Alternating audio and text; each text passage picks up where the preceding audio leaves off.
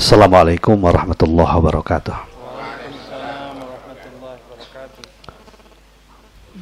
Alhamdulillahilladzi qala fi kitabihil karim wa huwa asdaqul qailin. A'udzu billahi minasyaitonir rajim. Bismillahirrahmanirrahim. Wa la yansurannallahu may yansuruh. Innallaha laqawiyyun aziz. Alladzina immakkannahum fil ardi aqamus shalah wa ataus zakah wa amaru bil ma'rufi wa nahaw 'anil munkar walillahi aqibatul umur. Asyhadu an la ilaha illallah wahdahu la syarikalah wa asyhadu anna Muhammadan abduhu wa rasuluhu la nabiyya ba'dah. Allahumma fasalli wa sallim wa barik ala sayyidina Muhammad wa ala alihi wa ashabil kiramil bararah wa sallama tasliman katsira, amma ba'du. Al-Mukarram sahibul bait yang sama-sama kita muliakan, Bapak Ibu jamaah kaum muslimin kaum muslimat rahimakumullah. Alhamdulillah, saya merasa bersyukur pada Allah Subhanahu wa Ta'ala malam hari ini dapat kembali bermuajahah dengan Bapak Ibu sekalian. Ini pertemuan silaturahim kalau tidak salah yang kedua. 3 tahun yang lalu saya bersilaturahmi di sini dalam kajian rutin, dan mudah-mudahan kita semuanya memang istiqomah dalam kajian, istiqomah dalam pengajian. Saya lihat ini wajahnya wajah istiqomah semua, wajah ahli surga insyaallah.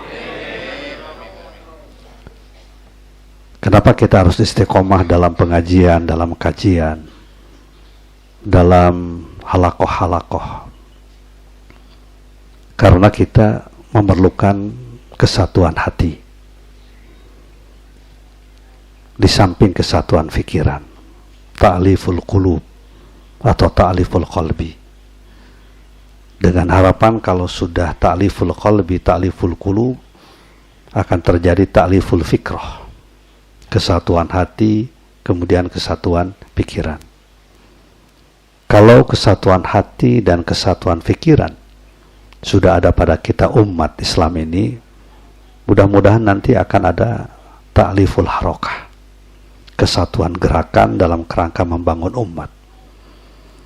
Karena kita kaum muslimin ini mendapatkan amanah dari Allah Subhanahu wa Ta'ala untuk melaksanakan kegiatan dakwah. Jadi dakwah itu amanah dari Allah yang harus kita laksanakan. Amar ma'ruf nahi munkar itu diperintahkan kepada orang-orang yang beriman. Karena pada kelompok yang lain, kalau kita amar ma'ruf nahi munkar, ada kelompok orang-orang munafik yang melakukan kegiatan sebaliknya, yaitu amar munkar nahi ma'ruf. Al-munafiquna wal munafiqatu ba'duhum min ba'din ya'muruna bil munkari wa yanhauna 'anil ma'ruf wa yaqbiduna aydiyahum nasullaha fanasiyahum ulaika humul fasiqun. Dan kita melihat sekarang kan, ketika umat Islam sekarang terus-menerus melakukan kegiatan dakwah amar ma'ruf nahi munkar, pada satu sisi itu kelompok yang kedua ini, kelompok yang melakukan kegiatan amar munkar nahi ma'ruf, itu juga luar biasa. Bahkan mereka bersatu, ya, mereka berkolaborasi, berta'awun, bersinergi, ya, termasuk bersinergi dengan setan. Ya, mereka gerakan segala daya, segala kekuatan, kekuasaan, ya, hubungan, jaringan internasional dipergunakan untuk membendung kegiatan ini. Tujuannya sebenarnya satu, jangan umat Islam memenangkan pertarungan ini. Ya, oleh karena itu kita harus istiqomah. Tidak ada modal kita selain dari istiqomah. Istiqomah dalam amar ma'ruf nahi munkar. Karena kalau kita tidak istiqomah semuanya umat, para kiai, para tokoh, para mu'alim, para ustadz, para da'i, kita tidak istiqomah, yang terjadi adalah kerusakan-kerusakan. Rasulullah sallallahu alaihi wasallam mengingatkan kita dalam sebuah hadis, la ta'muruna bil ma'ruf wa la tanhauna 'anil munkar. Alternatifnya pilihannya cuma dua. Kalian melakukan kegiatan amar ma'ruf nahi munkar dengan penuh kesungguhan, dengan mujahadah dalam barisan yang rapi dan teratur, atau kalau kalian diam, pasif, masa bodoh, ya, maka la yusallitanallahu alaikum syirarakum fayad'u khiyarukum fala yustajab lakum. Allah akan memberikan alternatif yang kedua. Kalau kita diam, pasif nih, kalau kita diam, tidak mau berbuat, tidak mau terlibat dalam kegiatan dakwah, tidak mau jadi pemain, kita hanya menjadi penonton, ya, kita harus menjadi pemain ini. Karena yang namanya jadi pemain itu ada harapan untuk mendapatkan kemenangan. Yang namanya pemain itu kan ada harapan mendapatkan kejuaraan. Beda dengan penonton. Kalau penonton itu walaupun rajin nonton, tidak pernah dapat kejuaraan. Kita nggak pernah mendengar itu juara nonton tuh nggak ada. Ya, pemain. Tapi ada risikonya kalau jadi pemain itu kan bisa babak belur, bisa patah kaki, bisa dicaci maki. Kalau dalam dakwah itu bisa ditahan, dipenjara, dikriminalisasi, di segala macam. Itu resikonya. Tapi harapan kemenangan akan ada. Kalau kita diam memang tidak ada resiko apapun juga. Tapi tidak ada harapan menjadi pemenang. Kalau kita diam, bukan sekedar kita tidak menjadi pemenang. La yusallitanallahu alaikum syirarakum. Maka yang menguasai kehidupan itu yang melakukan taslit. Taslit itu pengendalian kehidupan kita dalam bidang ekonomi, pendidikan, politik, kepemimpinan. Syirarakum, orang-orang yang buruk, orang-orang apa ya? Syirar itu dari syarrun, ya, orang-orang yang jahat. Kalau dalam bahasa Bogor itu ada istilah pika sebelen.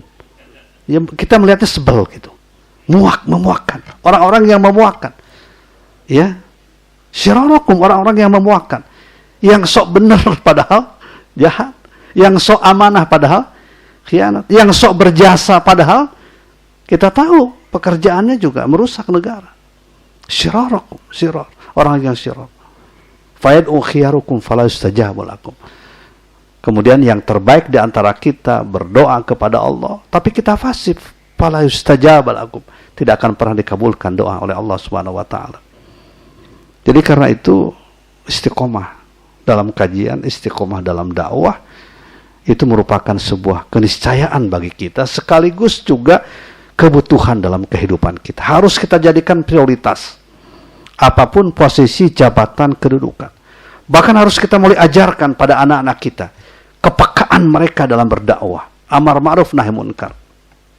Supaya jangan ada anggapan tugas amar ma'ruf nahi munkar itu tugas semata-mata tugas para dai, para ustadz, tugas kita semuanya. Luqman ketika menasihati anaknya, kita tahu kan salah satu ayat 17 surat Luqman, salah satu nasihatnya kan, ya bunayya aqimis shalah wa'mur bil ma'ruf wanha 'anil munkar wasbir 'ala ma asabak inna dzalika min azmil umur. Ya bunayya, wahai anakku, aqimis shalah, tegakkan oleh engkau salat. Karena salat itu adalah ciri orang yang beriman. Yang membedakan orang beriman dengan orang kafir kan salat. Al-farqu bainal mu'min wal kafir as-shalah. Salat itu identitas yang paling utama. Tapi bukan sekedar salat, tegakkan salat dengan sebaik-baiknya, dengan syarat dan rukunnya yang bagus, harus pada waktunya. Jangan salat zuhur jam 11. Pakai sepatu tidak wudu, ya. Jadi harus apa? Aqimis shalah, tegakkan salat. Wa'mur bil ma'ruf wanha 'anil munkar. Nah ini ya. Dilatih anak-anak kita, mereka menjadi dai-dai, menjadi mujahid yang melaksanakan amar ma'ruf nahi munkar. Wasbir 'ala ma asabak. Sabarlah, uletlah, tahan uji ketika menghadapi berbagai macam kesulitan. Inna dzalika min azmil umur. Itulah masalah yang sangat penting dalam kehidupan kita. Oleh karena itu, mari kita tingkatkan ukhuwah Islamiyah, keistiqomahan dalam kerangka ini. Menyatu kita dalam gerakan dakwah secara bersama-sama berjamaah. Allah sangat mencintai orang yang berjamaah. Berbaris rapi, teratur, saling mendukung, saling menguatkan satu dengan yang lain dalam kerangka menegakkan syariat Allah Subhanahu wa taala yang kita cintai. Jamaah kaum muslimin, kaum muslimat rahimakumullah, ada berbagai macam sarana dakwah sekaligus ibadah kita kepada Allah Subhanahu wa taala. Ya. Jadi yang namanya dakwah itu kan apa ya? Seluas kehidupan. Tidak sekedar ceramah, ceramah itu bagian dari dakwah.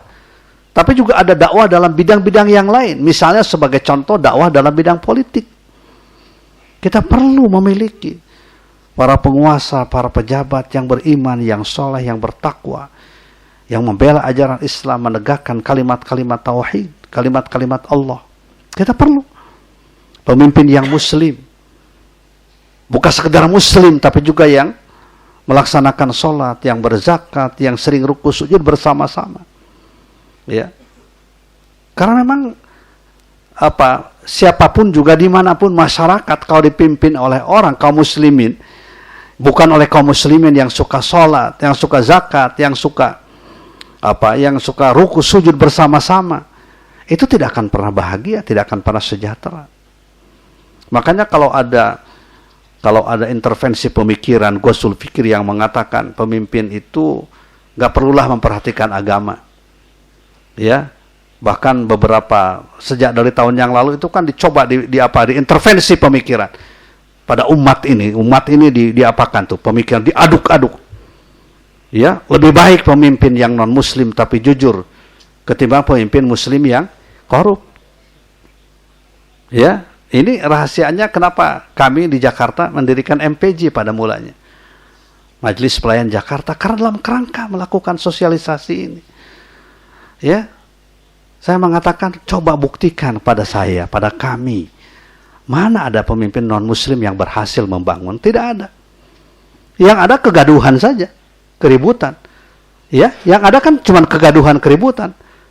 Jadi pemimpin non-muslim yang berhasil itu adalah rekayasa oleh media, rekayasa.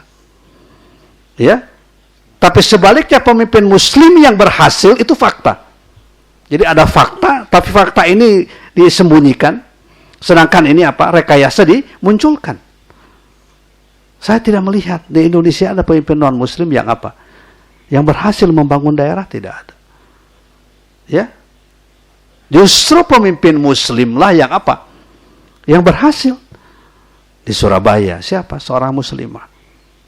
Di NTB, seorang ustadz, seorang doktor tafsir, hafal 30 juz. Hafal 30 juz.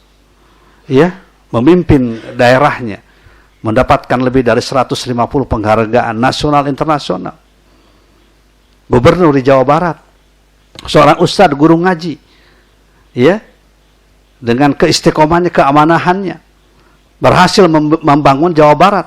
Beliau lebih dari 200 penghargaan mendapatkan itu dalam berbagai macam bidang. Demikian pula di tempat-tempat yang lain banyak sekali bupati, wali kota, mereka yang taat, mereka yang suka sholat berjamaah, ya, mereka muslim yang baik, mereka muslim yang soleh, ya, itulah yang berhasil. Nah, jadi ini perlu sekali. Perlu kita ini dalam bidang kepemimpinan, politik. Makanya sekuat tenaga kita ingin. Minimal di Jakarta itu yang mengawali Pilkada 2017 itu muslim. Doakan Bapak-Bapak ya. Amin. Ya, bawa ke tempat kita berdoa. Ya. Harus Harus pemimpin yang muslim, yang taat, yang sama dengan kita. Yang bisa duduk bersama pada waktu sholat Jumat. Kan enak tuh. Oh, di depan kita ada gubernur. Ya, kan luar biasa itu. Ya, kemudian misalnya pada waktu sholat Idul Fitri juga ada. Ya, paling tidak waktu Idul Fitri, Idul Adha lah gitu. Dan Jumatan. Walaupun tidak setiap waktu misalnya. Paling tidak kan ada ketenangan. Dan ketenangan itu kan sumber dari apa? Dari kebaikan. Orang kalau gaduh tidak bisa membangun. Ya, makanya perlu. Makanya kita tanggal 11, 12, itu ya, 13 itu akan melakukan gerakan spiritual rohani. Bangun pada waktu malam, tahajud bersama, ya, sambil memberikan penegasan kepada umat wajibnya memilih pemimpin yang muslim. Perlu terus-menerus kita lakukan. Ya, ini usaha itu ikhtiar itu harus maksimal. Ya, karena ternyata Allah lah yang akan menentukan segala-galanya, bukan kita. Ya, peristiwa 4.11 dan 2.12 kan itu sebenarnya terbiah dari Allah.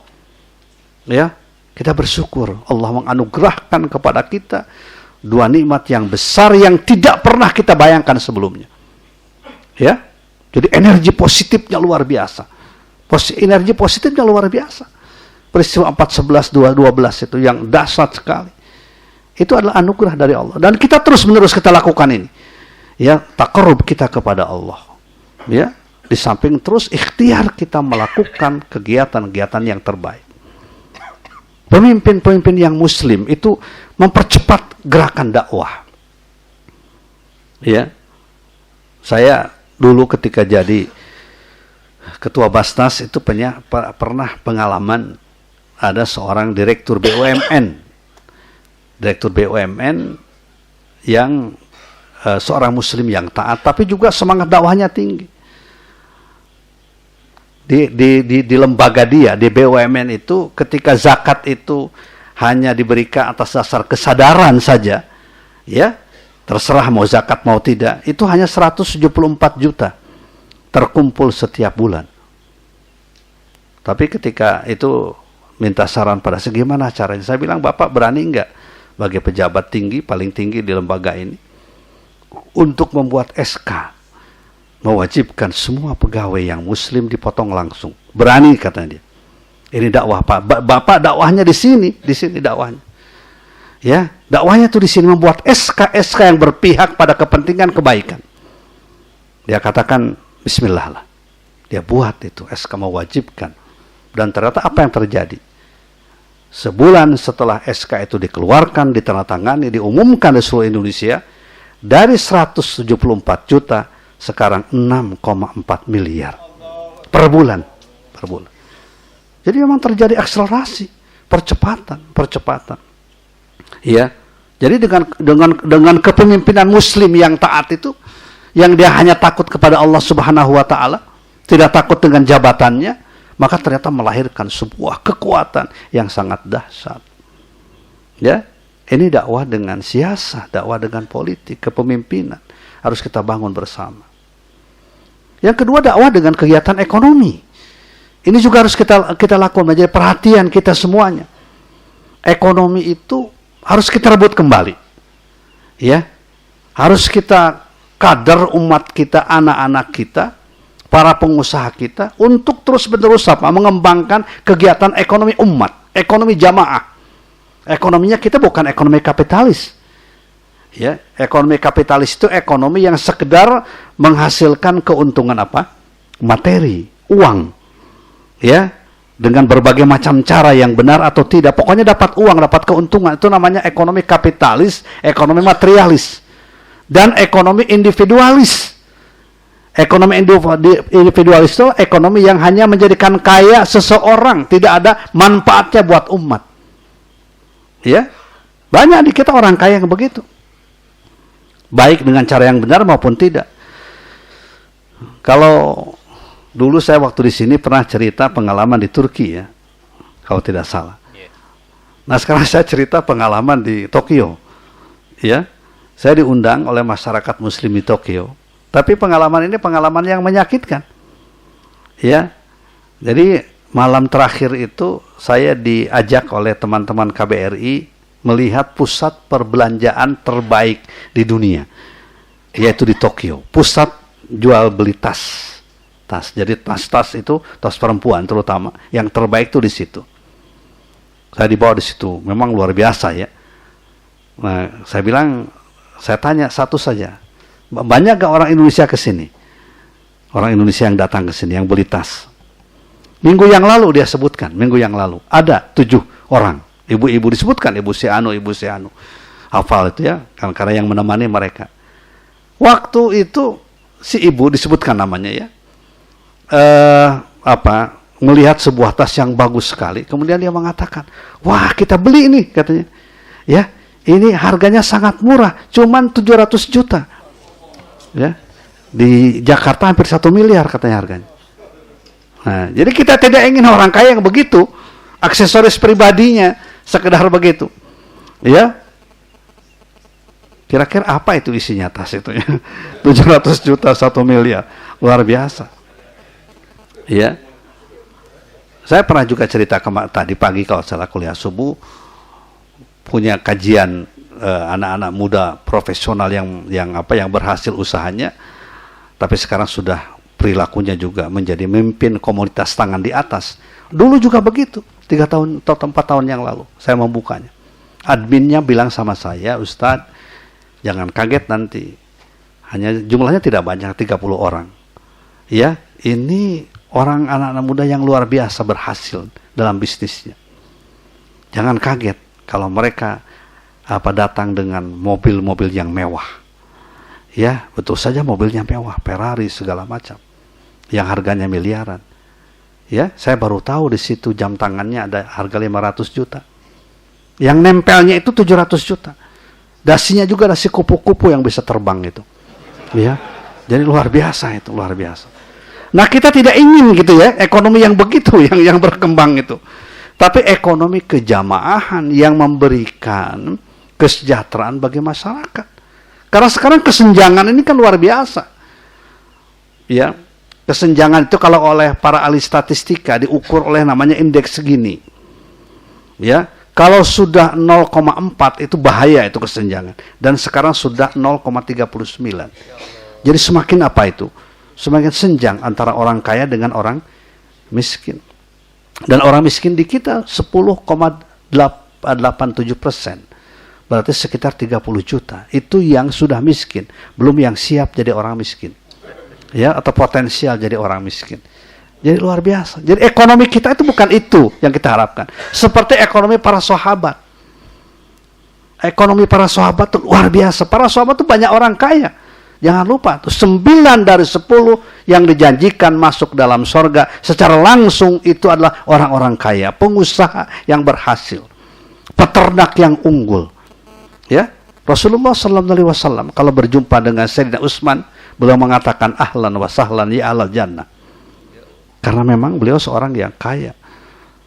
Tapi kekayaannya bukan untuk aksesoris pribadinya semata, tapi untuk kesejahteraan. Ketahuan kaya itu gimana? Ketahuan kaya itu pada waktu infak. Ya, pada waktu infak. Sekali berinfak itu 100 ekor unta. Bukan hanya ekornya. 100 unta. Bayangkan itu 100 kali 50 juta. Kalau sekarang berapa itu? 5 miliar. Kita ingin begitu. Ya. Abdurrahman bin Auf, seorang pengusaha yang luar biasa kan? Pengusaha luar biasa yang dalam waktu 3 bulan menguasai pasar Madinah. Ya, ternyata setiap keuntungnya 2/3 untuk perjuangan.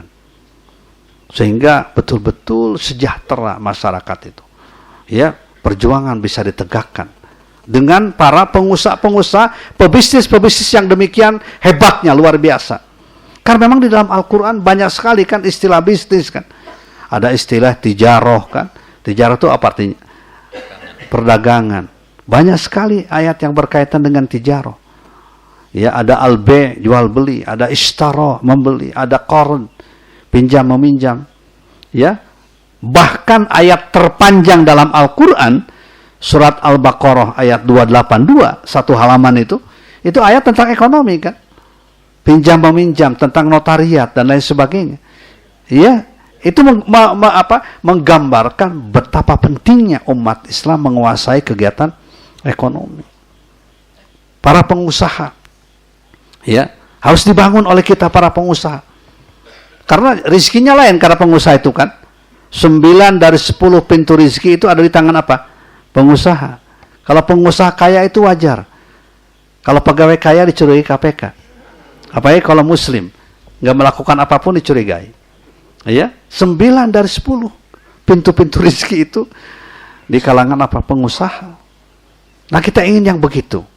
Ya, ingin apa ya? Kekayaan ekonomi itu alat perjuangan untuk mensejahterakan, membangun kekuatan umat. Kenapa begitu? Bisa begitu. Karena mereka menyatukan antara ekonomi dengan ibadah. Ya. Dipuji di dalam Al-Qur'an pada surat An-Nur ayat 37. Rijalun la tulhihim tijaratun wala bai'un an dzikrillah wa iqamis shalah wa ita'iz zakah yakhafuna yawman tataqallabu fihi al-qulubu wal absar. Di masjid-masjid itu ada orang-orang yang sibuk dengan tijarahnya, dengan perdagangannya, dengan kegiatan ekonominya. Tapi begitu mendengar azan mereka berhenti untuk melaksanakan apa? Salat. Salatnya di awal waktu berjamaah. Dikeluarkan zakatnya. Mereka takut pada akhirat. Karena yakin akhirat itu yakin akan terjadi. Makanya kalau ada orang nggak percaya sama akhirat itu kufur itu. Kan ada yang nggak percaya sama akhirat. Dikatakan kita kalau bicara akhirat tukang ramal. Ya, itu. Ya. Jadi Allah itu membuka apa ya? Tidak pernah kita kasus-kasus yang besar yang menjengkelkan itu kalau lewat biasa kan susah itu, tapi tiba-tiba dibukakan oleh lidah mereka sendiri. Ya, ada seorang oknum tokoh Islam yang mendukung Ahok luar biasa. Ternyata salah juga ngomong amar ma'ruf nahi munkar. Dibukakan oleh Allah. Tidak pernah tuh mendengar. Ya Allah, saya bilang istighfar kita mendengar. Saya kebetulan lihat gitu di TV-nya. Jadi bukan mendengar dari orang lain. Kayaknya nggak bisa atau kilu lidahnya untuk mengatakan amar ma'ruf nahi munkar itu mankur lagi. Ya. Jadi ya Allah kita makanya Allah lah yang Maha mengetahui. Ya, jadi kita ingin begitu, ya, orang yang sibuk dalam perdagangan, tapi juga mereka rukus sujud, beribadah, betul-betul tidak mengganggu untuk, jadi malah justru sarana ibadah, memperkuat ibadah, ya, memperkuat ibadah. Makanya banyak orang yang tidak dengan pemerintah Saudi, banyak yang tidak senang. Tapi kalau saya, negara yang paling stabil ekonominya Saudi. Saya sebagai Dewan Penasehat di Ikatan Ahli Ekonomi Islam, saya sering meminta kepada teman-teman ahli ekonomi, coba pelajari itu. Kalau bicara soal kestabilan harga, cobalah Saudi Arabia. Jangan selalu Barat, Eropa, Amerika. Amerika itu sudah mau bangkrut itu. Ya, sudah mau bangkrut. Kalau orang mati itu sudah sakratul maut. Tinggal sering membaca surat Yasin saja. ya, sudah begitu. Ya. Bahkan ada negara yang ini kan, yang negara yang bangkrut kan. Ya, Yunani itu negara yang bangkrut. Ya, dengan utangnya yang besar, pinjaman yang besar, bangkrut itu. Ya, Arab Saudi luar biasa stabilnya. Saya pertama ke Mekah itu tahun 74. Ketika masih jadi mahasiswa, dapat tugas dari pemerintah ketika tahun 74. Ya, mungkin sebagian ini masih di Lauhul Mahfuz ini. Sebagian belum lahir ya, 74. Saya itu usia saya udah 66 sekarang ini ya. Jadi tahun 74 saya ke sana. Kalau setelah selesai tawaf itu suka cari teh yang bercampur dengan susu itu yang namanya halib. Halib ya. Ketika itu 74, 1 real harganya. 1 real. Ya, belum lama saya ke sana lagi, saya cari juga. Ada sekarang kan susah carinya tuh. Ya, ternyata yang namanya teh halib itu, teh susu itu 1 real juga. Ya, hanya rupiahnya aja yang bergerak dinamis. Ya, ya. Dulu 1 real tuh 3 rupiah setengah. Waktu saya itu 74, sekarang berapa ribu? 3.500 kan. Ya, jadi teori-teori ekonomi nggak berlaku itu, naik 1000 kali ya. Jadi teori-teori ekonomi itu nggak berjalan, nggak berlaku. Kan menurut teori ekonomi, kalau permintaan tambah banyak, maka harga akan akan naik. Coba semuanya sama. Yang namanya sejadah yang kecil itu 5 real dari dulu. Apakah musim haji atau bukan sama? Ya, yang namanya sejadah 10 real, 15 real, 40 real. Kalau Turki 70, 80 di sana itu.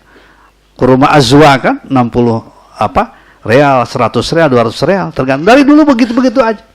Kenapa? Rahasianya karena memadukan antara ekonomi dengan ibadah. Ini yang harus kita bangun. Ini harus kita bangun.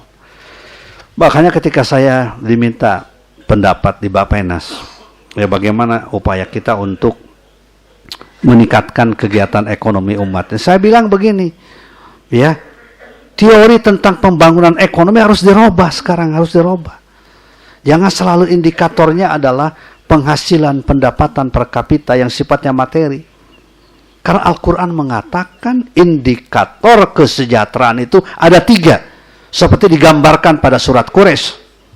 Ada 3 indikator kesejahteraan itu.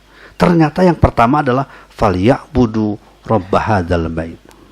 Ya, ketika orang-orang beribadah kepada Allah Subhanahu wa taala, tauhidnya kuat, ibadahnya kuat.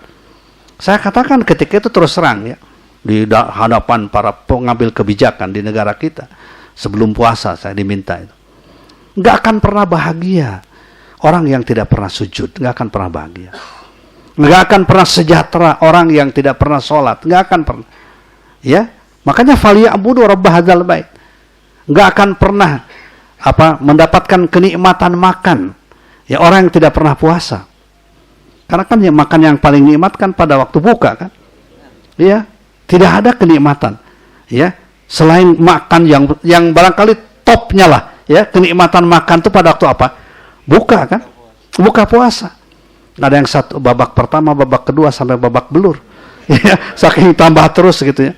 Saking nikmatnya begitu. Kenikmatan luar biasa. Tidak akan pernah. Orang yang tidak pernah beribadah tuh nggak akan pernah nggak akan pernah sejahtera. Kesejahteraan yang sesungguhnya adalah falyabudu rabb hadzal bait. Yang pertama itu indikatornya. Hendaknya beribadah hanya kepada Allah Subhanahu, jauh dari kemusyrikan. Ya. Jadi kalau di kita di Indonesia ini kemusyrikan diapakan? Kemusyrikan dipelihara bahkan dikembangkan, tidak akan pernah bahagia, tidak akan pernah sejahtera. Karena orang musyrik itu kan orang yang labil. Orang musyrik itu hunafa'a lillah ghairu musyrikin nabi. Wa may yusyrik billah fa ka'annama kharra minas sama. Fatakhtafu at-tayru aw tahwi bihi ar-rihu fi makanin sa'id. Begitu Al-Qur'an mengatakan surat Al-Hajj ayat 30. Hunafa'a lillah ghairu musyrikin. Orang yang beriman yang akan mendapatkan kebahagiaan, orang yang lurus hatinya tidak pernah musyrik kepada Allah. Karena barang siapa yang musyrik kepada Allah, ya, ibarat orang yang jatuh dari atas, kemudian disambar oleh burung yang besar atau diterbangkan oleh angin, ya, tanpa ada kendali satupun. Ini menggambarkan labil, ya. Makanya kalau sekarang mulai di kepercayaan kepada Nyi Roro Kidul, ya kan sekarang mulai mulai dibawakan Nyi Roro Kidul, Nyi Roro Kaler, ya, ya. Padahal Nyi Roro Kidul itu kalau dia binatang laut halal dimakan itu. Karena semua yang di laut kan halal dimakan. Kalau ketemu boleh disate itu. Ya, wa tahuru ma'hu al-hillu maitatuhnya. Bangkainya aja halal begitu. Yang haram katanya cuma kapal selam. jadi falyabudu rabb hadzal bait. Ini yang harus Yang harus kita kembangkan ibadah kepada Allah. Bertauhid, syariah yang kuat itu yang akan melahirkan kebahagiaan. Baru yang kedua, alladzi at'amahum min ju'. Allah tapi ya, karena memang harta itu kan sumbernya Allah. Rizki itu dari Allah Subhanahu wa taala. Ya, kalau kita usaha wasilah saja, Ya, wasilah saja, ikhtiar itu. Tapi sumber rizki itu adalah Ar-Razik, Ar-Razzaq itu siapa? Adalah Allah. Alladzi at'amahum min ju'. Ya, yaitu yang memberikan makan pada saat Pada saat lapar. Ya, terpenuhi kebutuhan sandang, pangan, papan kalau sekarang itu. Alladzi at'amahum min ju' itu. Tapi landasannya ke situ, ibadah ke situ pada Allah. Wa amanahum min khauf. Dan mendapatkan ketenangan dari berbagai macam kesulitan. Ya. Jadi oleh karena itu maka kegiatan ekonomi yang kita inginkan ke depan kita bangun itu adalah ekonomi yang dikaitkan dengan ibadah, bagian dari ibadah dan bagian dari dakwah kita. Ya. Bapak Ibu sekalian, jamaah kaum muslimin, kaum muslimat, nah sekarang ini alhamdulillah sudah mulai kelihatan, ya, mulai kelihatan kegiatan ekonomi ini kembali dilakukan oleh umat Islam. Jangan diberikan sekarang ini semata-mata pada orang-orang yang tidak beriman. Karena kalau ekonomi ini dibiarkan dikuasai seperti sekarang, itu nanti kalau sudah dalam teori ilmu politik itu, ketika satu kelompok itu menguasai menguasai ekonomi, dia akan masuk ke dunia politik. Ya, sekarang kita rasakan kan, ketika ekonomi dikuasai, kemudian politik maju. Dan ketika ekonomi dan politik di tangan seseorang, ya, atau di tangan satu kelompok, maka akan cenderung otoriter, akan cenderung zalim. Makanya umat Islam harus bergerak, ya, kembangkan di mana-mana. Tadi di ITS saya sampaikan, lakukan saja kegiatan usaha-usaha itu di antara kita, ya, di antara umat Islam harus solid, ya. Mulai kita tanamkan ketika saya akan membeli kebutuhan, saya cari yang Muslim dulu, begitu ya. Apa saja, air kita cari dari Muslim dulu, ya, kebutuhan sandang kita cari dari Muslim dulu. Pak Abdul Qadir itu semalam tadi ngobrol dengan saya habis acara di Masjid Al-Ihsan, itu kan dicoba itu ya. Di keluarga Al-Hikmah saja kalau bisa siapa nih dari 4.000 ini yang ahli, yang punya kemampuan menyediakan beras misalnya, ya. Nah, itu dari situ dimulai. Ya. Beras, kemudian kebutuhan-kebutuhan yang lain. Inilah yang dikatakan oleh junjungan kita Rasulullah SAW. Beliau mengatakan begini, nahnu qaumun taqiyun la na'kulu illa ta'ama taqiyyin. Ya, kami adalah kaum yang bertakwa dan kami tidak pernah makan, tidak pernah mengkonsumsi kecuali makanan produksi orang-orang takwa. Nah, itu kita ke depan itu. Ya, jadi garis produksi itu, garis antara produsen dengan konsumen itu ketakwaan. Kan indah itu, ya. Kalau itu yang terjadi, insya Allah saya kira, ya, ekonomi akan menjadi sarana ibadah, sekaligus juga sarana apa? Sarana perjuangan, sarana dakwah, sarana jihad.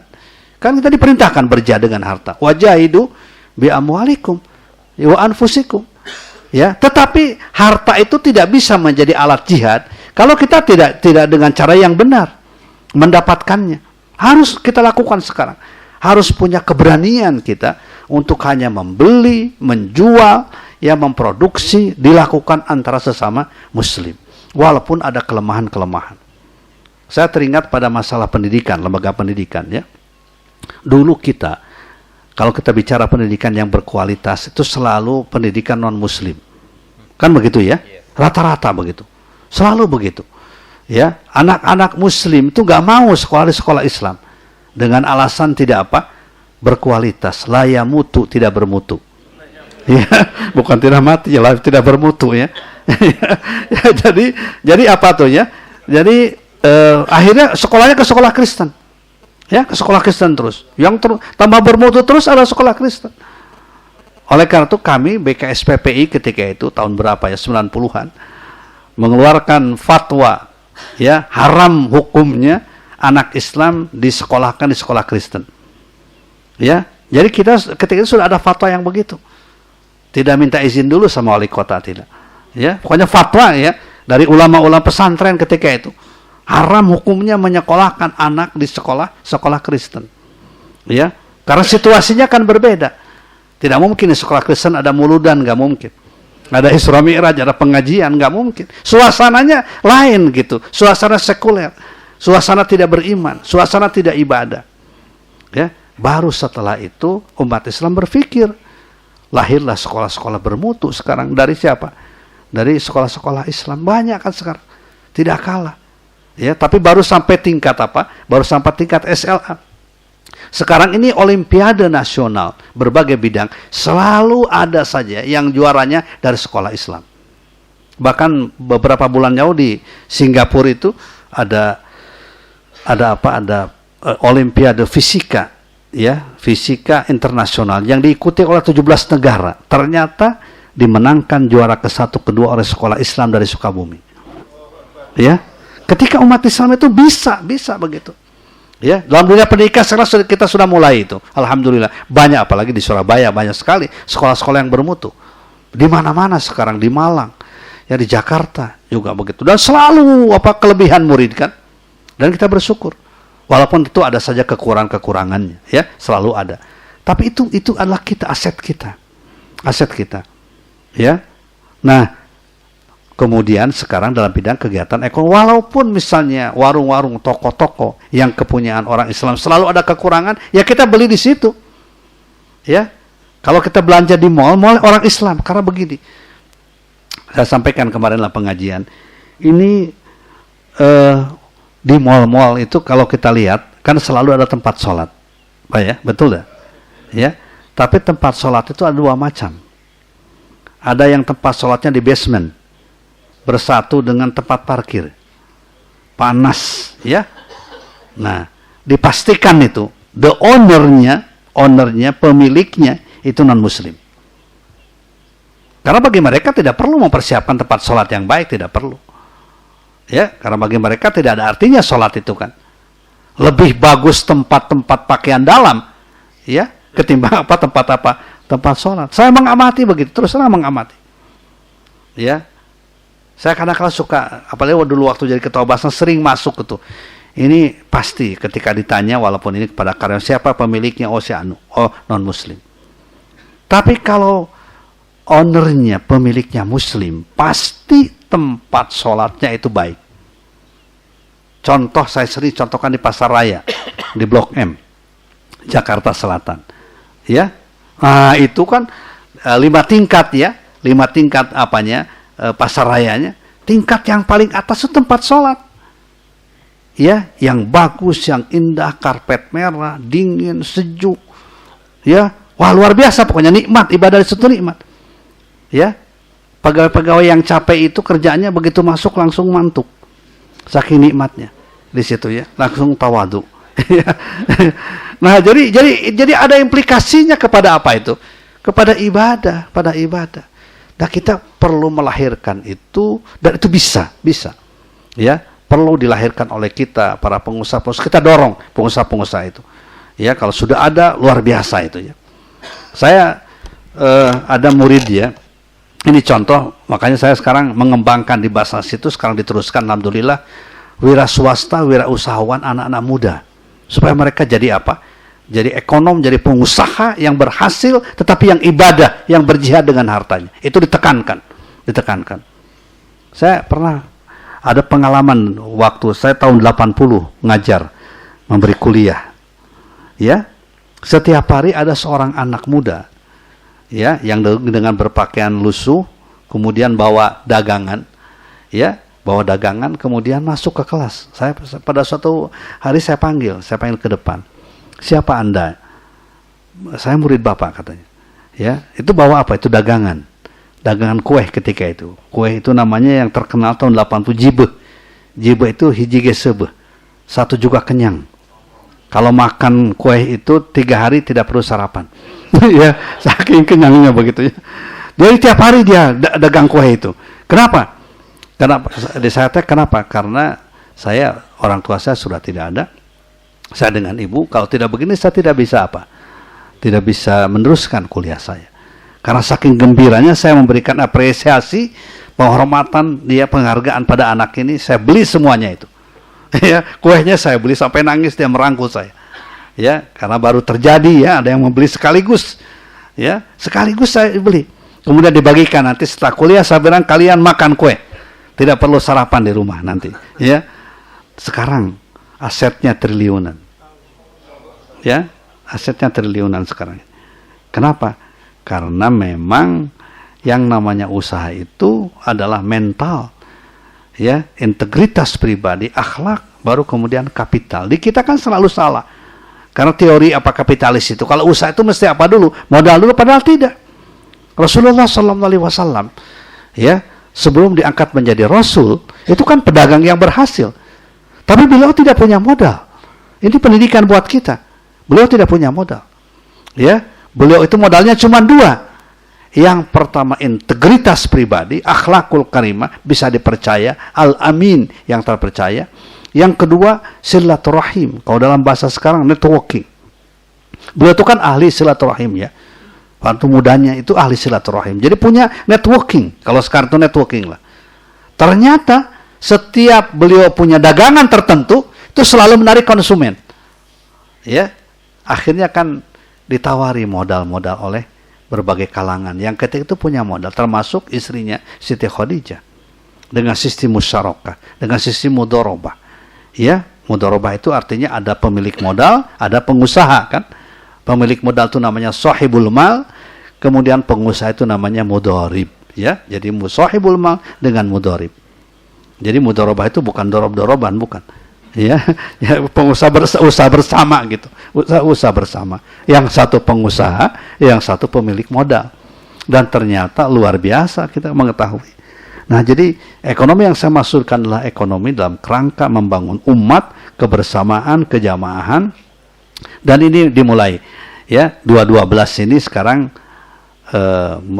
membuat sebuah institusi koperasi syariah ya 2012 yang itu kita inginkan itu jadi holding saja. Nanti ke depan ya itu adalah dana itu untuk umat nanti. Kemudian digerakkan sektor-sektor yang lain. Saya yakin, insya Allah, kalau mendapatkan dukungan dari kita. Jadi perlu dipersiapkan dan jangan suka mengkritik tanpa kita masuk. Itu jangan. Itu kesalahan umat Islam tuh. Ya, sekolahnya tidak bermutu. Ya, padahal dia tidak masuk gitu. Ya, itu yang jangan tuh ya, yang jangan. Jangan kita biasakan mengkritik diri sendiri, tapi kita tidak terlibat di situ. Jangan biasakan. Yang namanya seburuk-buruknya sekolah Islam milik kita, seburuk-buruknya bank syariah milik kita, ya, karena wajah Islam itu kan, ya masjid itu wajah umat Islam, Majelis Ulama Indonesia wajah umat Islam, organisasi Islam wajah umat Islam, lembaga pendidikan wajah umat Islam, ya, demikian pula yang lainnya wajah umat Islam. Jadi perlu kita jaga wajah ini supaya tetap bersih, ya mudah-mudahan. Semangat atau spirit dari 2012 ini harus terus-menerus kita pertahankan, kita kembangkan, dan semua kita harus istiqomah. Ya, itu saja modalnya istiqomah. Ya, sebab nanti kalau sudah istiqomah, kita serahkan sepenuhnya kepada Allah. Kalau soal kemenangan Allah yang menentukan, bukan kita. Ya, kita 2012 itu pelajaran berharga buat kita. Ternyata ketika Allah menggerakkan yang terjadilah. Ya, begitu kan? Ya, yang terjadilah. Bayangkan itu 7,8 juta orang. Ya, yang mengherankan itu ketika keluarnya. Saya karena ingin tahu, ingin merasakan. Pada waktu selesai itu, saya tidak ikut di mobil. Ya, tapi ingin turun bersama dengan masyarakat waktu pulang, waktu keluar itu, waktu selesai pada Jumatan itu. Ternyata indah sekali itu. Ya, suasana ta'awun luar biasa. Ya, yang terdengar suara takbir, tahmid, sholawat. Ya, tidak ada yang berdesak-desakan. 7 juta. Ya, ada yang saling membagi segala macam. Dan begitu selesai dalam waktu 4 jam. Bayangkan 4 jam. Ya, padahal itu kan ke berbagai arah. Ada orang mengatakan ada yang ke timur, ke selatan, ke barat, dan ke atas katanya. Ya, luar biasa kan, luar biasa itu kemarin, itu luar biasa. Dan ternyata bersih semuanya. Coba itu ya, itu fenomenal sekali. Dunia terkejut.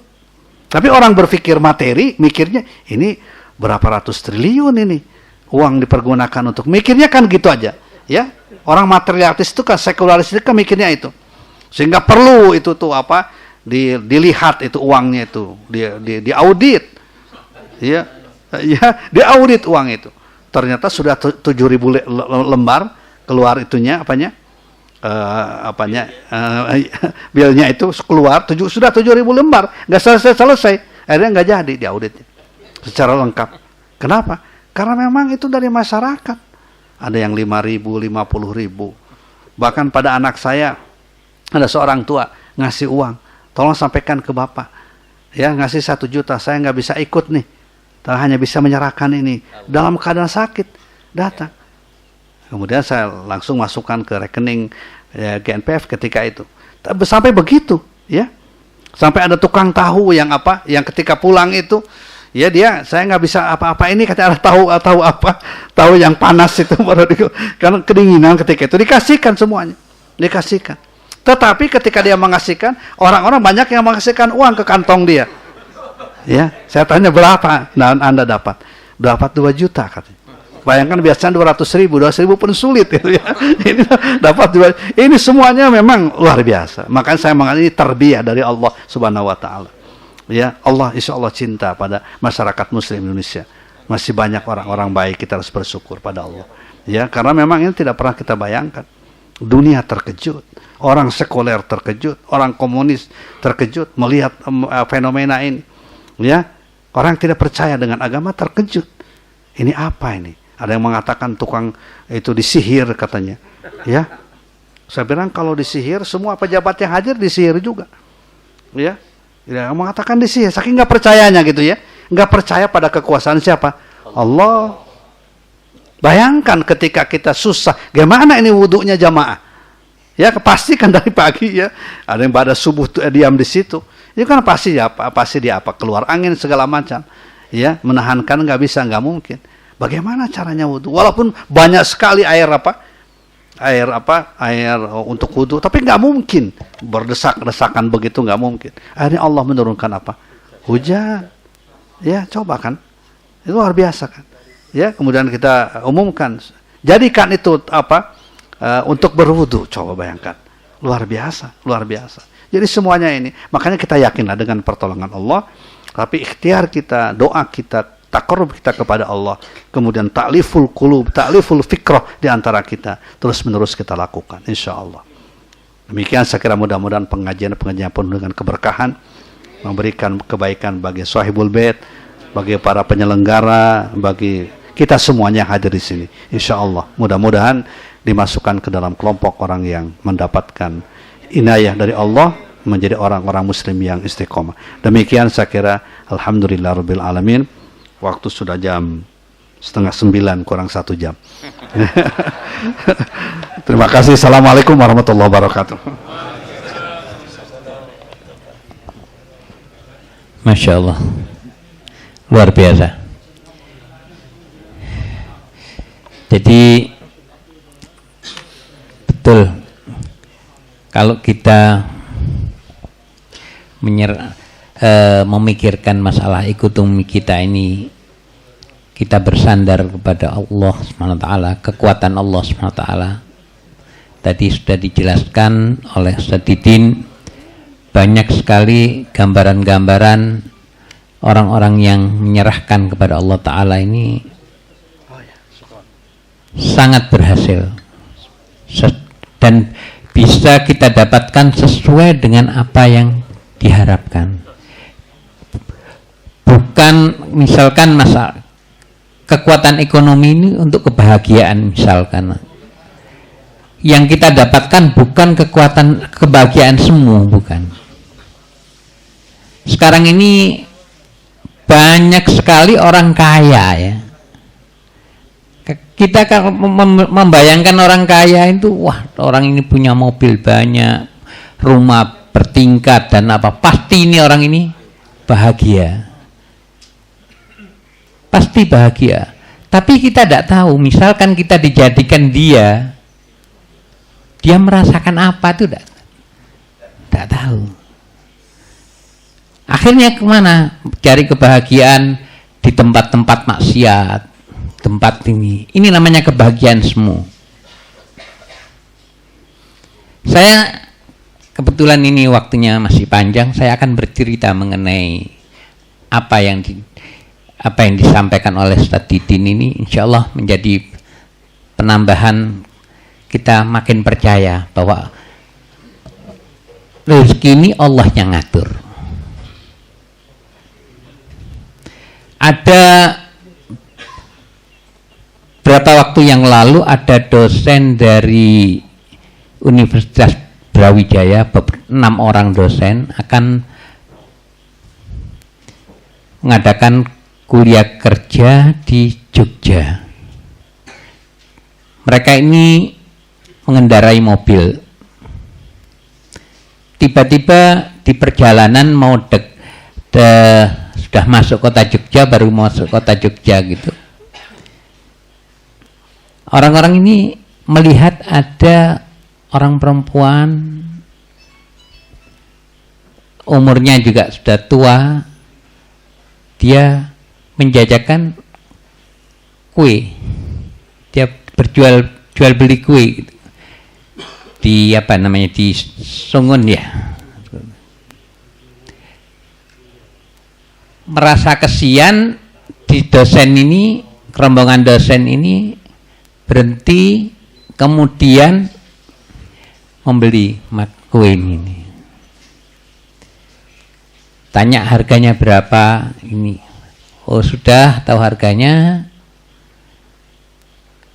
mau diborong semua. Saya beli semua. Apa katanya tukang jual kue ini? Oh jangan, banyak yang mau menunggu, langganan saya masih banyak. Langganan saya masih banyak yang nunggu, kesian dia. Mungkin saya perkirakan untuk keperluan makan yang di mobil ini cukup 6 buah kue aja. Cukup ini aja. Sudah diambil 6. Ternyata rombongan ini tidak punya uang kecil, ada uang 100.000, serahkan 100, wah tidak ada kembalinya Bu. Terus sudah Bu, diambil aja 100.000, tidak usah kembali. Apa yang terjadi? Tidak mau, tidak mau. Loh, saya betul-betul tidak ada punya uang kecil, tidak mau. Sudahlah diambil, tidak mau, tidak. Atau gini aja, saya yang bersedekah kepada bapak-bapak. Saya yang bersedekah, sudah Pak, tidak apa-apa. Tidak mau dia, saya bersedekah. Saya cuma butuh doa aja dari bapak-bapak ini. Kita melihat sosok orang seperti ini, ya. Kalau kita tahu dalamnya hati kebahagiaan ibu ini, mungkin kita iri melihat. Kita tidak tahu. Ya inilah kebahagiaan yang nyata itu, yang dimaksud oleh Ustadz Didin tadi itu. Dan oleh karena itu kita jangan silau menghadapi yang tadi melihat orang beli tas 700 juta, itu jangan silau. Ya, yang penting itu kebahagiaan. Maka oleh karena itu Allah Ta'ala mengankan ala bidzikrillahi tatmainnul qulub. Itu sudah ala bidzikrillah, hanya dengan ingat kepada Allah Ta'ala, hati ini tentram. Lah ketentraman ini yang menjadikan kita bahagia. Ini yang harus kita anukan. Oleh karena itu hati-hati di dalam mencari rezeki dan sebagainya. Jadi tidak bisa dipisahkan antara kita itu mencari rezeki, ya, menganukan masalah ekonomi dengan ibadah. Oleh karena itu yang disampaikan tadi, pertama kali kalau kita mau nggali ekonomi ini lewat ibadah. Karena yang megang kunci ini adalah Allah SWT semua. Mudah-mudahan tambahan sedikit apa yang saya berikan ini bisa menambah apa yang telah disampaikan oleh Ustadz Didin. Dan saya buka waktu, mungkin dari bapak-bapak ada yang tanya. Ya, silakan Pak, sebutkan namanya, kemudian dari mana, agar Ustadz Didin tahu. Wassalamualaikum warahmatullahi wabarakatuh.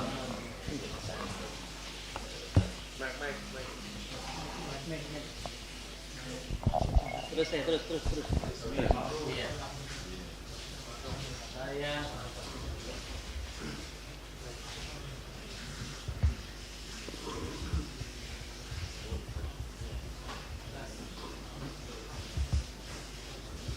Sangat jelas sekali.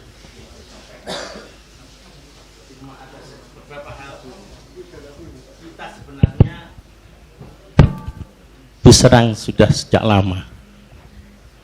Saya ini mohon maaf sangat gandrung dengan apa yang disampaikan tadi, tapi ada bagian bahwa jangan bawa-bawa Arab ke sini, karena ada begitu lanjutannya yang katanya rukun iman apa? Itu ada saat diantaranya. Bahkan kalau kita menegakkan sunnah, dikatakan apa? Apa? Yang di Saudi Wahabi. Saya ini orang kampung yang barangkali sendirian. Saya punya jubah itu 7. Jadi selalu saya pakai karena saya gandrung dengan apa? Kakek saya pernah bilang sekitar tahun 70-an beliau pernah berhaji sekitar tahun 50 berapa itu. Di sana itu beli minum cuma 1 real. Alhamdulillah saya 2007 real masih 1 real. 2013 juga 1 real. Dan satu yang indah, bahwa kata Rasulullah kita akan dipertemukan orang yang dicintai. Saya itu minus kehidupan saya bersama anak istri saya sampai dengan umur 40. Nah, saya ketemu orang yang tidak saya kenal sama sekali. Orang itu di Ampel, Gang Melati. Yang ngomong sama saya ketika saya dilihat, saya senang dengan bapak ini. Bapak ikut orang ya? Saya bilang iya. Kok enggak buka sendiri? Enggak punya modal. Setelah manggut-manggut dia bilang, mau saya modal. Enggak tahu nama saya, alamat saya enggak tahu. Alhamdulillah. Ya, 54 juta. Andaikan saya lari, nggak tahu dia nggak tahu nama saya, juga tempat saya. Alhamdulillah saya punya usaha. Dan saat umur 41 itulah, umur 40 itulah, saya mulai surplus. Mulai surplus punya usaha dagang. Yang awalnya dari teman kita, boleh saya sebut namanya ya? Disingkat Oh iya, mohon maaf. Pertanyaannya, bagaimana kita menyikapi ketika disebut sebagai Wahabi dan membawa keyakinan Arab ke sini? Ini intinya. Mohon maaf. Assalamualaikum warahmatullahi wabarakatuh. Waalaikumsalam. Iya, memang dicoba ya sekarang ini dipisahkan antara Islam dengan Arab. Padahal nggak bisa berpisah. Ya, Rasulullah sudah mengatakan kan, ahibbul Arab li salasin. Cintai oleh kalian Arab itu karena 3 hal. Li'anni Arabiyyun, saya orang Arab. Ya. Kemudian wal Quran Arabiyyun, Quran itu bahasa Arab. Quran itu bahasa Arab. Wa kalamu ahlil jannah fil jannah Arabiyyun. Ya, dan apa? Percakapan ahli surga di surga nanti dengan bahasa Arab. Nanti itu tidak ada kumah damang di surga, itu nggak ada. Ya. Ya. Jadi nggak usah inilah, nggak usah diladeni ya. Itu tanda orang-orang yang tidak ngerti. Itu yang pertama. Yang kedua, sejarah perjuangan kita yang mengakui pertama kemerdekaan Republik Indonesia adalah dari Arab, dari Mesir. Pada saat negara-negara lain tidak ada yang mengakui. Justru yang pertama itu adalah Mesir, ya, yang mengakui kemerdekaan kita. Ya. Jadi ini menggambarkan bahwa ditambah dengan Palestina ketika itu, tambah dengan negara. Jadi kita sebenarnya secara moral, secara rohani, ya, memang dekat sekali, bagian dari agama kan. Bagaimana kita tidak akrab dengan dunia Arab. Ya, setiap waktu kita lihat di airport orang melaksanakan umroh, ya. Umroh kemana? Ke Makkahul Mukarramah, ke Madinah. Mereka pergunakan bahasa Arab, walaupun bahasa Arabnya bahasa Arab pas-pasan. Ya, jamaah kita kan berusaha untuk bisa bahasa Arab, walaupun kadang-kala tidak ini.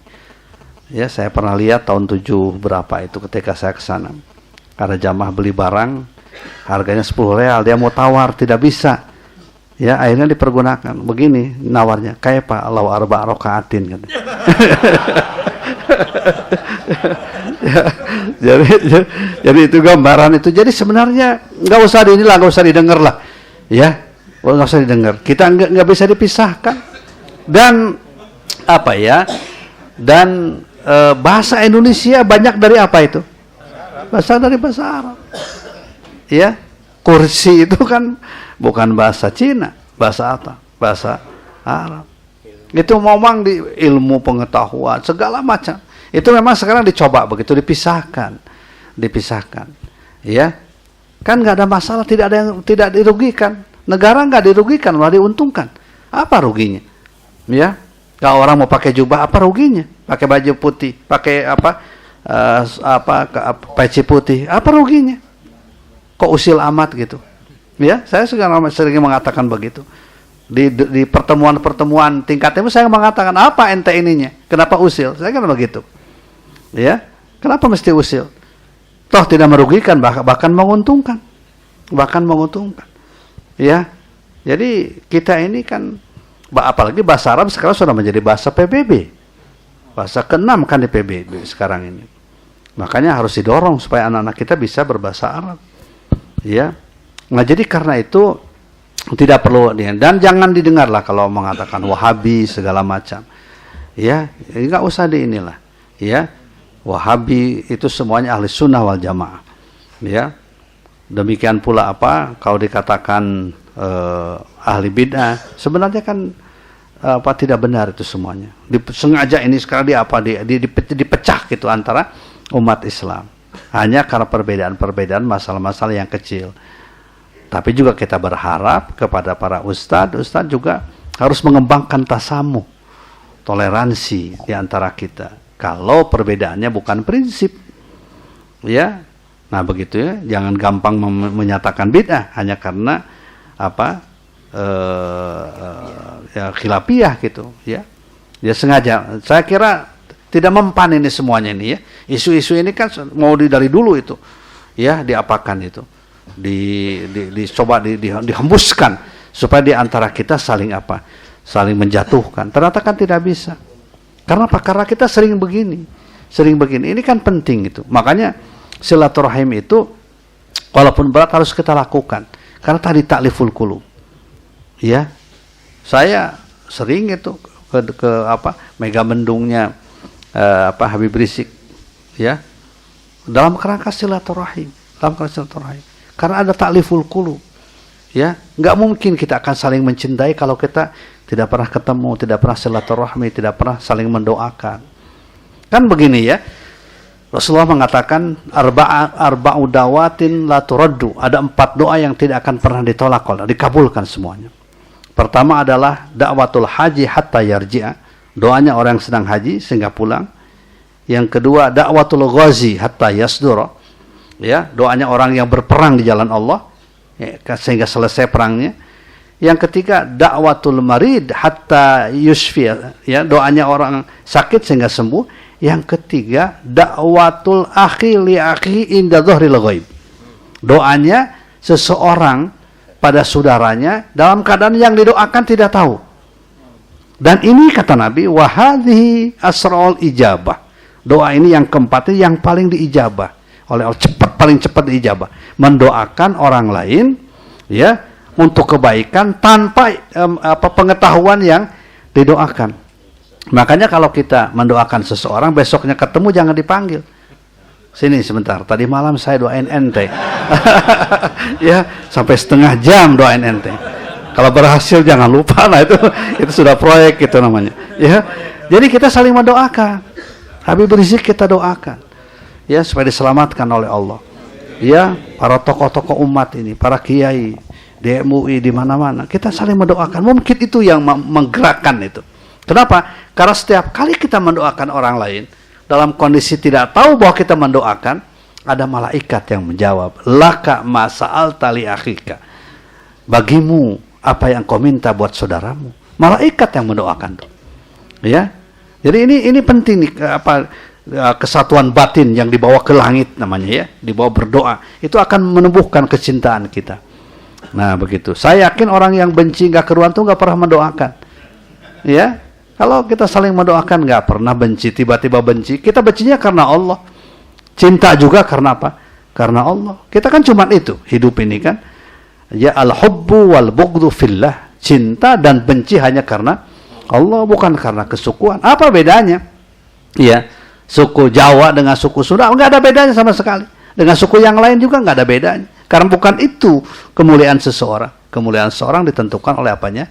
Ketakwaannya, begitu. Ya. Ya, Bang Umar. Fadhal. Ustaz, saya ada satu soal pertanyaan, Ustaz. Ya.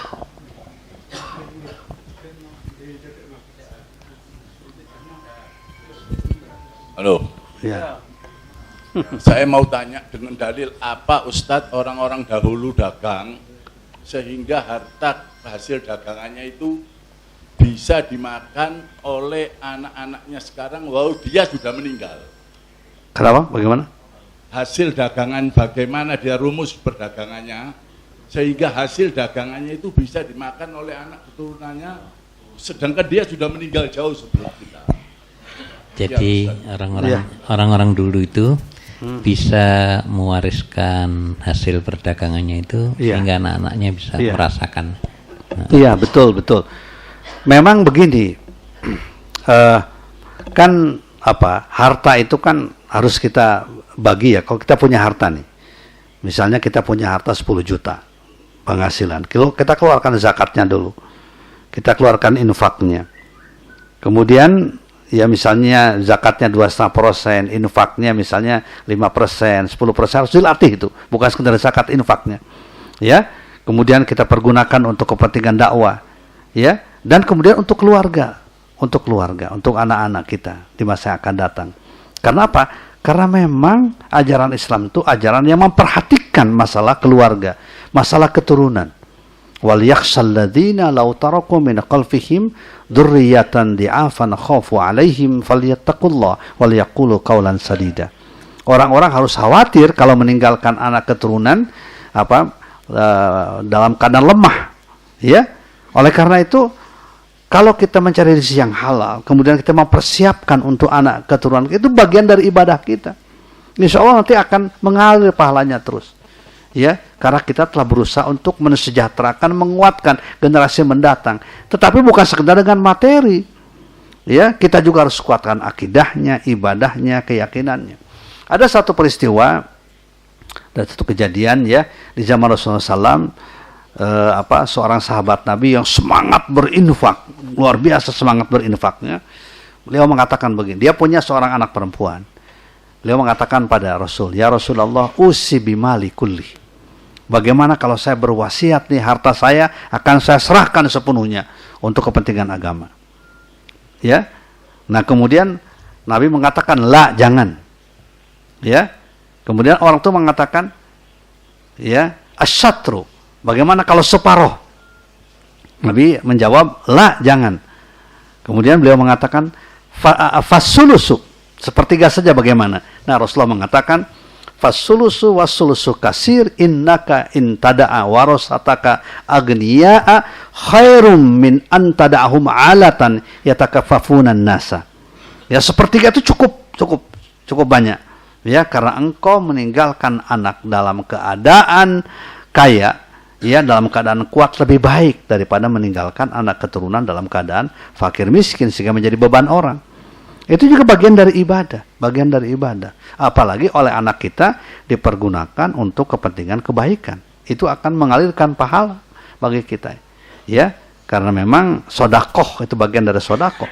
Tapi dengan catatan harta yang kita cari harta apa? Harta halal. Biasanya yang abadi itu harta halal.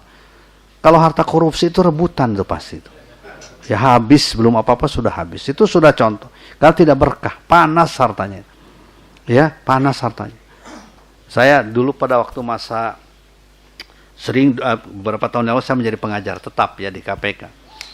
Itu pernah diceritakan seseorang yang kayanya luar biasa, mobilnya ada 8. Ya, tempat rumahnya, tanahnya di mana-mana, vilanya di mana-mana. Istrinya juga 3.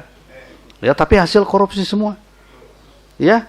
Nah, ternyata makanya tadi mengatakan Pak Abdurrahman Raja mengatakan tadi jangan silau itu ternyata kan ketika jadi terdakwa semuanya disita untuk negara, ya, termasuk istrinya disita negara.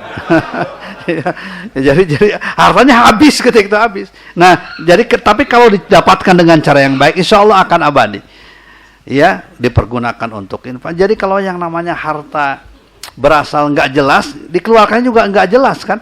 Nggak jelas. Ya, tapi kalau harta itu kita dapatkan dengan cara yang halal. Jadi ingatkan, harta halal itu membawa keberkahan. Dan kita nggak boleh mencari harta yang, jangankan yang haram, yang syubhat pun itu harus dihindari oleh kita. Kalau harta haram itu kan doa kita tidak akan diterima, ibadah kita tidak akan diterima, haji kita nggak akan diterima. Ya, kan ada di dalam hadis yang panjang, idza akhrajal hajju hajjan binafaqatin thayyibatin faqala labbaik Allahumma labbaik nada munadin minas sama labbaik wa sa'daika hajjuka majrur. Ya, kalau seorang haji berangkatnya dengan ONH yang halal, didapatkan dengan cara yang halal, ketika dia mengucapkan kalimat talbiyah labbaik Allahumma labbaik, langsung ada malaikat yang menjawab labbaik wa sa'daika.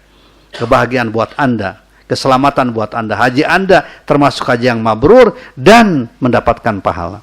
Tapi bagaimana kalau harta haram? Wa idza kharajal hajjan binafaqatin khabisatin faqala labbaik Allahumma labbaik nada munadin minas sama la labbaik wala sa'daik hajjuka mardudun. Kalau seorang berangkat dengan harta yang haram, ketika mengucapkan kalimat talbiyah labbaik Allahumma, langsung ada malaikat yang menjawab, tidak perlu ada labbaik-labbaikan buat Anda. Nah begitu ya, la labbaik wala sa'daik hajjuka mardudun. Jadi insya Allah kalau kita hartanya halal, bermanfaat bagi semuanya. Ya, bermanfaat buat kita, ibadah kita, keturunan kita, ya. Kemudian juga masa depan kita, di akhirat kita. Ya, di akhirat kita kan juga kita akan ditemani kan oleh harta yang kita infakkan, yang kita pergunakan untuk kebaikan-kebaikan. Allah a'lam. Assalamualaikum warahmatullahi wabarakatuh. Waalaikumsalam. Saya mau menanyakan Ustaz. Seketika, nama saya Mas Hudi dari Pandaan. Seketika 4.11 dulu, kita sebagai orang Muslim itu kan punya target bahwa Ahok harus ditahan. Sampai sekarang itu kok malah justru orang-orang Islam yang jadi korban. Dan nanti kita tanggal 11 ini kita mau berangkat ke Jakarta lagi. Apakah mungkin ada informasi bahwa Ahok ini harus betul-betul dicegah gitu loh?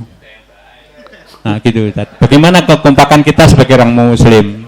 Tetap sudah ansor-ansor tauhid itu sudah kurang ajarin nemen Ustaz. Di mana-mana sudah merajalela itu. Bahkan cuma main gertak, pengecut, bilang nantang-nantang tapi kalau dilawan ya lari. Terus bagaimana lagi langkah selanjutnya ini umat Islam ini harus ke depannya gitu loh, biar pengecut itu kalau perlu hancur gitu Ustaz. Assalamualaikum warahmatullahi wabarakatuh. Ya. Perasaan Bapak sama dengan perasaan saya, semuanya sama. Tapi kita ambil hikmahnya. Andaikan 4.11 itu setelah 4.11 Ahok langsung ditangkap, nggak akan ada 2.12. Nggak akan ada kekuatan seperti sekarang ini. Jadi kita ngambilin dari situ. Saya sering menasihati teman-teman juga. Ya, kita ambil, kok semuanya di mana-mana. Semuanya di mana-mana begitu. Ya. Tapi sekarang justru kita ambil hikmahnya. Ini pelajaran yang diberikan oleh Allah pada kita. Ya, kesatuannya luar biasa, semangatnya luar biasa.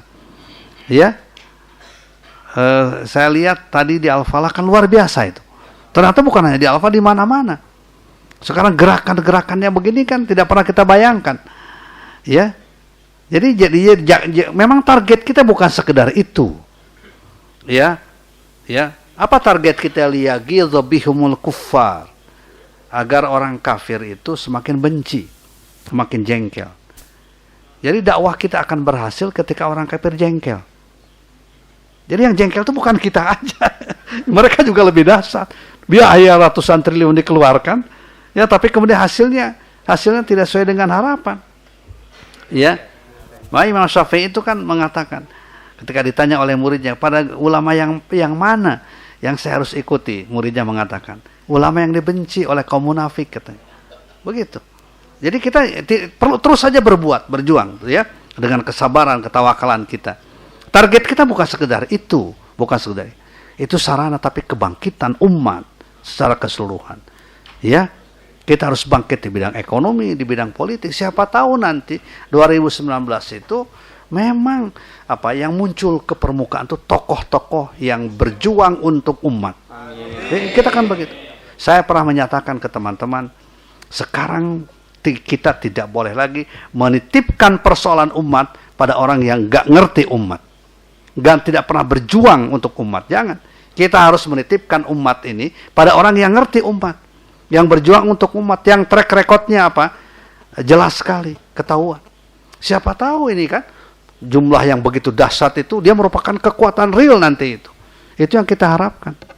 Ya, jadi karena kita kan berjuang itu yang begitu ya. Ya, kalau menurut saya sih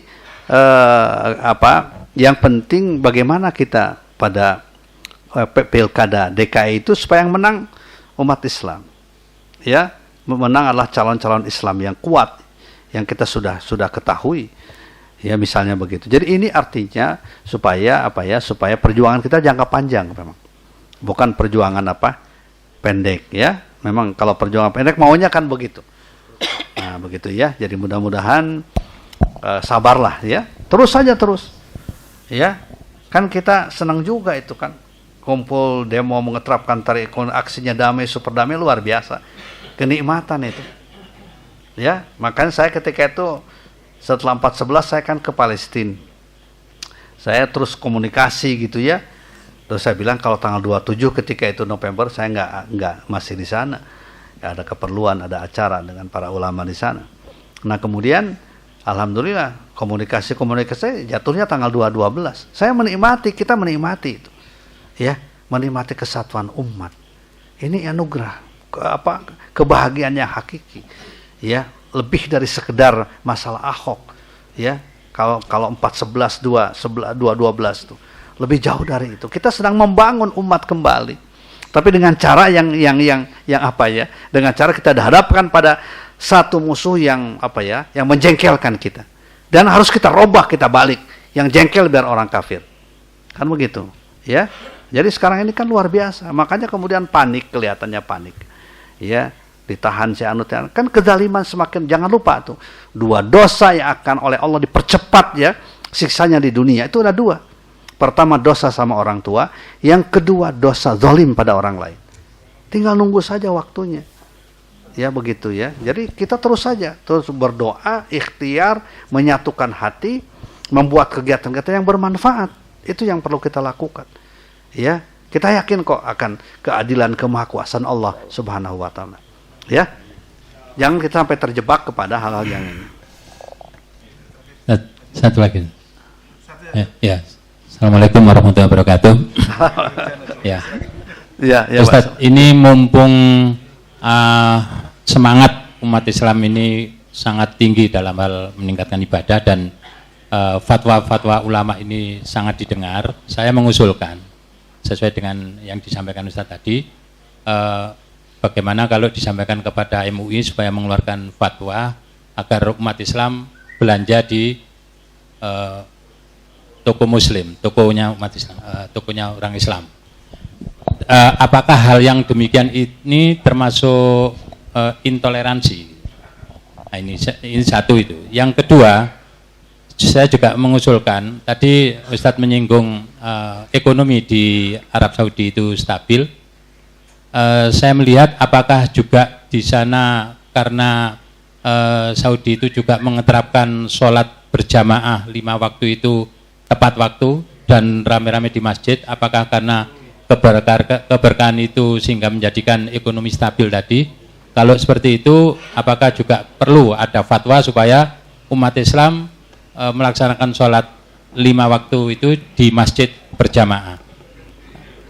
Nah, artinya ini fatwa MUI supaya disampaikan karena mumpung saat sekarang ini fatwa itu sedang direspon positif oleh umat Islam. Terima kasih. Jadi MUI memang salah satu tugas MUI kan memberikan fatwa, dan fatwa itu dikeluarkan untuk hal-hal yang memang sangat diperlukan oleh masyarakat. Misalnya fatwa kemarin tentang pakaian atribut Natal, karena itu membahayakan akidah, ya dibuatkan fatwa. Kalau fatwa untuk membeli di itu barangkali himbauan dulu, Ya kita tekan kepada himbauan. Nanti kalau sudah umat Islam siap baru ada fatwa. Biasanya begitu fatwa di MUI itu. Misalnya bunga haram, itu dulu kan tidak diharamkan dulu, tapi non halal. Ya, non halal misalnya. Tapi kemudian setelah siap baru kemudian diharamkan. Jadi begitu. Memang mesti tadrij ya. Sari roti juga kan misalnya sebagai contoh tidak perlu dipatwakan karena memang sudah orang nggak mau membeli. Saya sendiri dulu sering itu ya, beli itu enak karena memang, tapi sekarang lihat sari roti kok mau muntah gitu. Ya. Jadi ada apa tuh di sini itu ya. Padahal kan itu juga. Nah, jadi sekarang kita biarkan masyarakat dewasa dulu, Pak. Kita latih, kita dakwahi, kita supaya punya kekuatan. Ya. Punya kekuatan. Insya Allah kalau di MUI insya Allah kompak kita sekarang ini. Ya, kita akan mengeluarkan fatwa yang dibutuhkan yang betul-betul memang tepat. Ya, kita kaji dari berbagai. Makanya tidak perlu fatwa itu minta izin kepada siapapun. Ya. Kemudian yang kedua memang di Saudi itulah intinya tadi saya katakan surat An-Nur 37 itu. Ya. Jadi orang sibuk tapi ketika mendengar azan mereka berhenti untuk kemudian sholat. Ya, dan itulah yang terjadi. Ya, begini, Bapak sekalian saya ingin sampaikan, saya mengamati ya, berdiskusi dengan teman-teman di MUI tentang 12 ini dari aspek dakwah. Ternyata itu ada kelompok middle class namanya. Ya, saya menduga 40%, 50% yang hadir itu middle class. Kelompok kelas menengah yang mereka tidak terikat dengan sebuah organisasi. Mereka hanya karena akidah datang itu. Dan mereka itu adalah orang-orang yang sesibuk apapun, itu mereka sholat berjamaah. Di kantor sekarang kan rame berjamaah itu. Setiap zuhur asar. Saya lihat penuh terus. Ya, jadi apalagi kalau Ramadan. Kalau Ramadan sudah jelas Ramadan itu. Ya penuh terus. Sekarang pun juga begitu. Ya, mereka itulah yang kemudian tanpa disadari ada komunitas yang banyak yang berkualitas. Dari sudut ilmu mereka berkualitas, dari sudut materi mereka berkualitas, kesadaran juga berkualitas. Ini terjadi di mana-mana, di daerah-daerah. Bayangkan ada satu perusahaan yang tidak boleh tidak diliburkan. Ya, kemudian mereka minta cuti semuanya. Hari itu cuti semua di kantor itu. Ya, di Jakarta. Dan kemudian ada yang datang juga pagi-pagi datang ke kantor itu, tapi masuk sebentar, kemudian ganti baju dia itu, bajunya putih semua, ya, pakaian seragam kantornya tidak ini. Jadi ini ada ini ya, ada kelompok ini. Jadi mereka saya yakin mereka ahli pengajian dan bahkan kalau saya yakin mereka yang datang itu 7 juta itu ahli pengajian semua, ahli sholat berjamaah, ya, saya yakin itu karena lain. Ya, dilihat wajahnya kan lain. Wajah orang yang suka berjamaah tuh lain kan. Ya, wajahnya itu bersinar. Ya, jadi kalaupun hitam itu bersinar, hitam manis. Tapi kalau orang tidak pernah berjamaah, walaupun putihnya itu kotor gitu.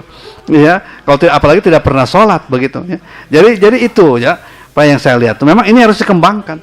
Sesibuk apapun, ya kita ini kan. Saya juga mulai menggerakkan itu ya, sholat berjamaah. Setiap khutbah ya, apalagi kalau di BUMN saya khutbah begitu. Coba ini gerakan sholat berjamaah ini harus ini. Karena memang sering orang alasannya kan karena sibuk kepalang gitu. Padahal jangan ada istilah kepalang. Ini hampir selesai. Saya bilang justru kalau sholat dulu keputusan rapatnya akan lebih baik begitu. Harus diyakinkan begitu. Ya. Jadi insya Allah saya kira demikian. Cukup. Ya, cukup. Alhamdulillah. Ada satu kesimpulan yang penting dalam pengajian ini. Tadi Ustadz Didin menyampaikannya mengenai 4.11 dan 2.12. Ini beliau yakin betul bahwa 4.11 dan 2.12 ini murni ada pertolongan dari Allah Ta'ala. Sekarang yang perlu kita hayati adalah mengapa Allah Ta'ala itu memberikan pertolongan. Itu yang perlu kita anukan. Apa sebabnya Allah Ta'ala ini memberikan pertolongan di 14 dan 212 ini. Saya meyakini ya bahwa Allah Ta'ala ini masih cinta sama negeri ini. Ada kecintaan Allah kepada Indonesia ini. Kemudian apa sebabnya kok Allah cinta sama Indonesia?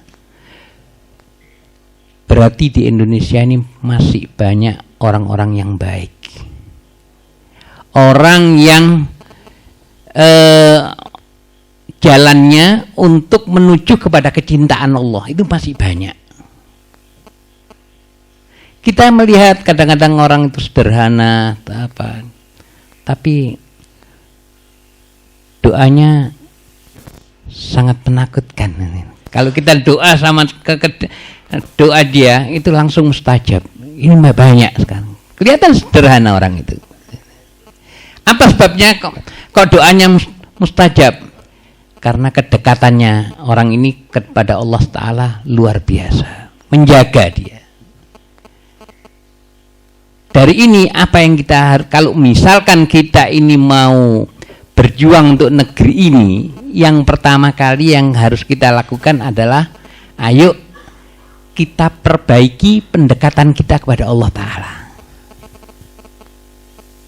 Kita kualitas kita pendekatan ke kualitas kita pada pendekatan pada Allah Ta'ala kita perbaiki, kita tingkatkan. Kita tingkatkan kualitas. Insya Allah Allah Ta'ala memberikan pertolongan. Apa yang kita memberikan petunjuk pada perjuangan kita ini. Nah ini yang kita jaga. Dan akan mempercepat apa yang kita harapkan. Bahwa negara ini menjadi baldatun thayyibatun wa rabbun ghafur itu akan insya Allah. Jadi cobalah kita ini apa namanya itu kita ambil hikmahnya seperti tadi apa yang dikatakan oleh Ustaz Didin, semua ini ada hikmahnya dari Allah Ta'ala. Nah ini kita ambil hikmahnya. Oh bahwa timbulnya pertolongan Allah Ta'ala ini karena kedekatan. Ada hamba-hamba Allah yang sangat dekat kepada Allah Ta'ala. Itu yang menyelamatkan negeri ini. Kita perbanyak, kita sendiri. Ayo kita perbaiki kualitas kita. Ini mungkin kesimpulan yang bisa kita ambil dari pertemuan kita pada malam hari ini. Mudah-mudahan pertemuan pada malam hari ini diberkahi oleh Allah Ta'ala, bisa meningkatkan iman kita, dan mudah-mudahan Allah Ta'ala mengampuni segala dosa kita. Dan kami atas nama penyelenggara mengucapkan terima kasih yang sebesar-besarnya kepada Ustaz Didin yang telah memberikan informasi yang sangat positif untuk kita semua ini. Dan saya berikan pengumuman, insya Allah kita kembali bulan depan hari Sabtu tanggal 25 Februari dengan kami mengundang Ustadz Adi Hidayat LC dari Jakarta. Insyaallah beliau ini juga seorang mubaligh tingkat nasional ya. Ya mudah-mudahan bisa menambah ilmu kita ini. Mudah-mudahan Allah Ta'ala memberikan kekuatan kepada kita ya, bisa kembali ke tempat ini. Untuk menutup acara ini saya mohon Ustaz Didin doa Ustaz. Bismillahirrahmanirrahim. Alhamdulillahirabbil alamin. Hamdan yuwafi ni'amahu wa yukafi'u mazidah. Ya Rabbana lakal hamdu wa lakas syukru wa lakal mannu kama yanbaghi li jalalikal karim wa 'azimi sultanik. Allahumma shalli ala sayyidina Muhammadin fil awwalin wal akhirin. Allahumma rabbana ighfir lana dhunubana wa liwalidayna warhamhum kama rabbawna shighara. Wa li jami'il muslimina wal muslimat wal mu'minina wal mu'minat al ahya'i minhum wal amwat innaka sami'un qaribun mujibud da'wat fa ya qadiyal hajat. Rabbana ighfir lana wa li ikhwanina alladhina sabaquna bil iman wa la taj'al fi qulubina ghillan lil ladzina amanu Rabbana innaka ra'ufur rahim. Allahumma izzal Islam wal muslimin. Allahumma izzal Islam wal muslimin. Allahumma izzal Islam wal muslimin wa ahlikil kafarata wal mubtada'ata wal musyrikin wa dammir a'da'aka a'da'ad-din. Allahumma ansuril Islam wal muslimina wal mujahidin fi biladina Indonesia. Allahumma ansuril Islam wal muslimin wal mujahidin fi biladina Indonesia. Allahumma ansuril Islam wal muslimin wal mujahidin fi biladina Indonesia. Allahumma ansuril Islam wal muslimin wal mujahidin fi kulli makan. Rabbana la tu'akhidna in nasina aw akhtana. Rabbana wa la tahmil alaina isran kama hamaltahu ala alladhina min qablina. Rabbana wa la tuhammilna ma la taqata lana bih. Wa'fu anna waghfir lana warhamna anta maulana fansurna 'alal qaumil kafirin. Fansurna 'alal qaumil zalimin. Fansurna 'alal qaumil fasiqin. Fansurna 'alal qaumil munafiqin. Fansurna 'alal qaumil hasidin. Rabbana atina min ladunka rahmah wa hayyi' lana min amrina rasyada. Rabbana atina fid dunya hasanah wa fil akhirati hasanah wa qina adzabannar. Rabbana taqabbal minna innaka antas samiul alim wa tub 'alaina innaka antat tawwabur rahim. Wa sallallahu ala sayyidina Muhammad wa ana rabbika rabbil izzati amma yasifun wa salamun ala mursalin walhamdulillahi rabbil alamin.